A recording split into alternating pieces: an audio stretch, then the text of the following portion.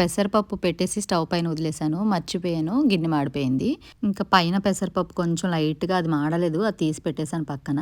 గిన్నె మాడుతున్న స్మెల్ వస్తుంది కానీ మన ఇంట్లో కాదులే అని చాలా మంది పట్టించుకోవడం మానేస్తూ ఉంటాం. అప్పుడే సడన్ గా గుర్తొస్తుంది అది మన ఇంట్లోనే అని. ఈజీగా క్లీన్ అవడానికి టిప్ చెప్తున్నాను. ముందు గిన్నెలోకి వాటర్ వేసాను మునిగేంత వరకు. ఆ తర్వాత డిటర్జెంట్ లిక్విడ్ యాడ్ చేశాను నేను. నా దగ్గర లిక్విడే ఉంది. లిక్విడ్ కి బదులుగా డిటర్జెంట్ పౌడర్ కూడా వేసుకోవచ్చు. తర్వాత ఒక టేబుల్ స్పూన్ సాల్ట్ యాడ్ చేశాను. ఇప్పుడు ఆ గిన్నెని సిమ్ లో పెట్టేసుకొని ఒక 10 మినిట్స్ పాటు అలా వదిలేసాం అనుకోండి, బాగా మరుగుతుంది. ఇంకా ఒక్కసారి స్పూన్ తో కలిపామంటే మొత్తం అంతా మాడంతా బయటకు వచ్చేస్తుంది అనమాట.